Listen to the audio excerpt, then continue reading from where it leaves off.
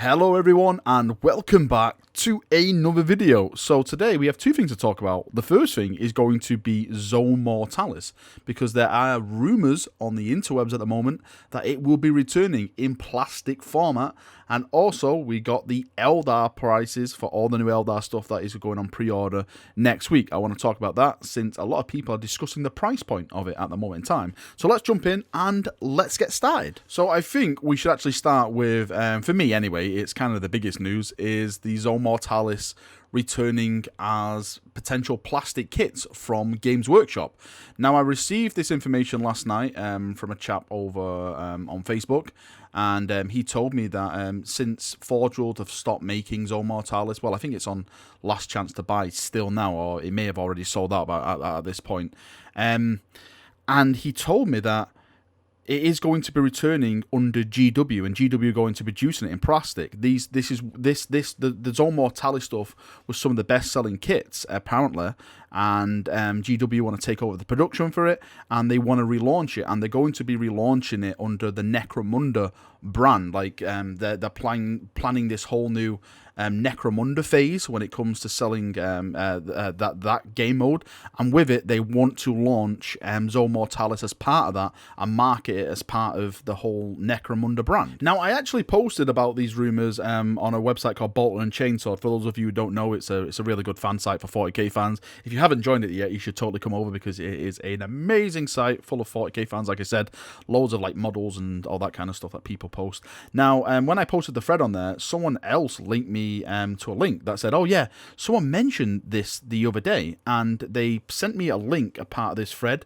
where it's like a shipping manifesto. It says easy access to trade data, and this is US customs records organized by companies. So it's basically a record showing what is going into the US, and a part of the big shipping thing, it mentions Zone Mortalis floors, quantity 1,883 PCS. I don't know if that means pieces or something like that. Now, I'm not sure if this is like the old Forge World stuff, or maybe this is a part of the new GW launches, the plastic kits. It's just interesting that this rumor's come out, and also this like shipping manifesto has hit round about the same time. So this is adding a bit more fuel to the fire when it comes to maybe this rumor is true, and plastic Zone Mortalis will be happening. Zone Mortalis for me is a complete different experience when you play Warhammer. I know a lot of people say, well, it's the same rules and stuff, but the whole layout, the whole game itself just feels so different, because it does have that close quarter combat feeling. It takes it to another level where you can't deploy an executioner tank and shoot 72 inches away and explode things. Everything feels a lot more personal. Terminators in Zone Mortalis actually are amazingly badass. I'm sure that even aggressors will be pretty cool as well, because the two power fists they've got, and the bolt storm gauntlets, popping around the corner, daka, jumping back round the corner, all the kind of awesome stuff you can come to expect with Zone Mortalis. It really is an amazing game. I'm not trying to sell it to you or anything like that, but if you haven't experienced Zone Mortalis, you really should just try and get a game, because it can be fantastic. So moving on from hopefully Zone Mortalis incoming, is of course Blood of the Phoenix. This is the brand new box set that is coming out for basically the start of the Psychic Awakening. This is I say it's a special box set, and the reason I say it's a special box set is for the simple fact that in this box set you technically get one army. It doesn't mean you have to use them both as an army, but you can soup it up and have the Dark Eldar and Eldar in a box set as one force. That's why you see it's pretty special.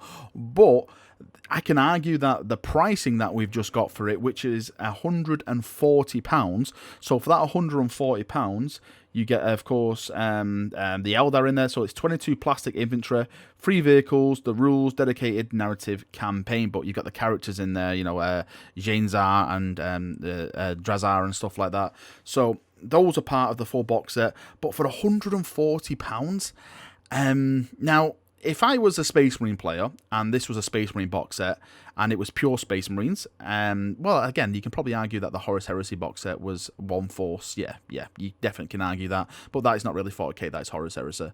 For £140, would I buy it? Yes, I would buy it. Would I be happy buying it? No, I would not be happy buying it. But I would buy it for the simple fact that it would add more to my armor, and you probably would save money, but the savings is not that much, really. For £140, I think that is very, very pricey for this box set, which they're kind of marketing as a kind of, jump into the Psychic Awakening. I know Eldar players have been waiting a very, very long time for this, and I may be in the wrong saying it's a bit too pricey, but for me, just for basically some new Striking Scorpions, a new Incubi, and 2 new characters, I see this as a bit pricey coming from GW. Now, maybe they're going to be doing something where you're kind of forced to buy this box set, since a lot of these box sets that have been coming out recently, you don't have access to some of the units in the box sets. For example, the suppressors, a load of the chaos stuff that came in Shadowspear. These have still not seen single released models. The Captain and Gravis armor, the Ancient, still haven't seen single released models when it comes to Games Workshop and stuff like that. I know you can get them through the Conquest magazine, but that is a whole different subject for probably another time. But maybe this is what GW are going to be doing. They're going to be putting this box set out and saying, right, if you want these, then you'll have to buy the box set to get them. And then maybe months down the line, that is when they'll start to release the Banshees and the Incubi as separate launches. And adding to that as well, the Psychic Awakening, the Phoenix Rising first book number 1, is not a part of that box set. As I mentioned before, the only book that you get in there is the narrative campaign book, which has like the rules for Jainzar and Drazar and a bit of narrative behind it, some missions and stuff you can play in that book. The actual Psychic Awakening book is sold separately. So that is that is £25 on its own. So if you want to be buying the box set and Psychic Awakening Phoenix Rising book 1, which you probably be wanting to, because this is where all the fun comes in it, with the models that you're buying, then you're looking at £165 just to start to jump yourself in, which is, I personally think, a bit pricey when it comes to this video is just me saying it's pricey. I do think it's a bit pricey. I think if they lowered the actual Blood of the Phoenix box to around, say, maybe 120, just take another £20 off it, I think I wouldn't have that big deal as I have now. Again, this is just my opinion. I'm sure people say, oh no, it's fine. It's fine for what you get in the box. You can use it as one armor. It's fine. I'm happy to pay that. But for me, I'm not too happy. And when you take into account with the Phoenix Rising book sold separately, then yeah, £165 all in all if you want to jump in feet first and purchase all of this. For me, I'm just going to be getting the Phoenix Rising book on its own because I just want to read the lore and find out what the hell is going on. Hopefully it mentions, certain things with the Space Marines, the Imperium, fingers crossed Black Templars and stuff. It probably won't. It's probably going to be filled with mostly Eldar stuff, but if there's a hint at an Imperium, maybe getting some limelight, then indeed I will jump in and I will be purchasing the book. Just fingers crossed. And just quickly, when it comes to the whole Space Marine stuff, because people keep messaging me, hey Varak, do you know when the Imperial Fist and the Salamanders stuff is about to, go on pre-order and stuff? I don't know. Hands up, I seriously don't know. I did make a little boo-boo in my video the other day when I missed out a complete a Saturday. So let's take, for example, this goes up for sales pre-orders this Saturday.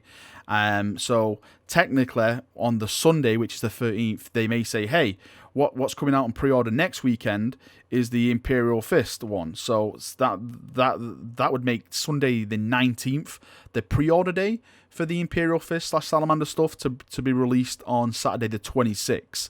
At the end of the month. So if anything, I see the Imperial Fist and Salamanders being the last release of this month, which for me is pretty crappy because I wanted these right at the start. I want to get my hands on Torgaridon. I'm sure people want to get their hands on the Salamander model. I want to get my hands on the rules and start messing around with them and all that kind of awesome stuff.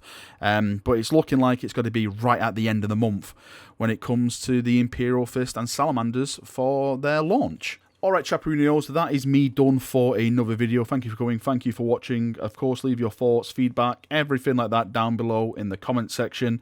And what do you think? Do you think Blood of the Phoenix is priced at £140? Do you think it's just right?